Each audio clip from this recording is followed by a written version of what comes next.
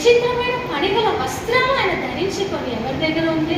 రాజు దగ్గర ఆమె నిలబడి. రాజు దగ్గర నిలబడాలంటే అర్హత అనేది మొదటిగా మనం చూసుకున్నాం, దేవునితో. రెండవదిగా దేవుని ప్రార్థనము, రెండవదిగా వాక్యం చేత ఉదక స్నానం, మూడవదిగా పరిశుద్ధత, ఇప్పుడు నాలుగవదిగా మనలో దేవుని యొక్క దైవికమైన స్వభావాలు మనలో ఉండాలని ఆయన కోరుతున్నారు. ఆయన ముందు నిలబడాలంటే ఆయన గుణగణాలు మనలో ఉండాలి కదా. కాగా దేవుని చేత ఏర్పరచబడిన వారును పరిశుద్ధులను ప్రియులైన వారికి తగినట్లు మనం ఎలా ఉండాలి? జాలిగల మనస్సు, దయాళుత్వము, వినయము, సాత్వికము, దీర్ఘశాంతాన్ని మనం ఏం చేయాలి? ధరించుకోవాలంట. అది వస్త్రము వలె, అది విచిత్రమైన పనిగల వస్త్రములను ధరించుకొని రాజు ఎదుట నిలబడిందంట.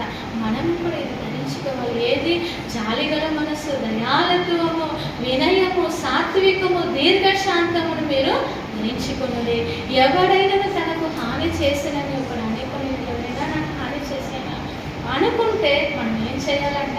ప్రభు మీకు క్షమించిన లాగా యేసు ప్రభు మనల్ని ఎలా క్షమించాలి? ఇక మీదట నీ పాపము ఎన్నటికీ నేను జ్ఞాపకము చేసుకొనని యెషయాలో దేవుడు సెలవిస్తాడు. మనం కూడా ప్రభు మనకు క్షమించినట్టు మనం కూడా ఇతరులను క్షమించాలి. మిమ్మల్ని క్షమించిన లాగా మీరును క్షమించుడి. వీటన్నిటిపైన పరిపూర్ణతకు అనుబంధమైన ప్రేమను ఏం చేయాలంట? ప్రేమను ధరించుకోవాలి. ఈ లోకపు ప్రేమ కాదు కదా, దేవుని ప్రేమ.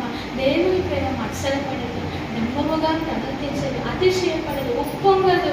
ఆ దేవుని ప్రేమను మనము ధరించుకోవాలి. అదే మనకు అలంకరణ. ఈ అలంకరణ ఉంటేనే మనం రాజు ఎదుట మనము నిలవబడగలుగుతాం.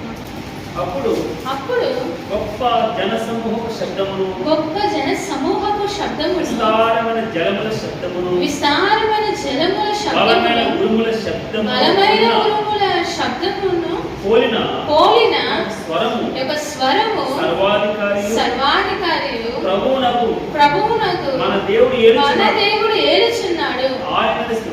ఆయనను స్తుతించుడి. గొర్రెపిల్ల వివాహోత్సవ సమయము వచ్చినది.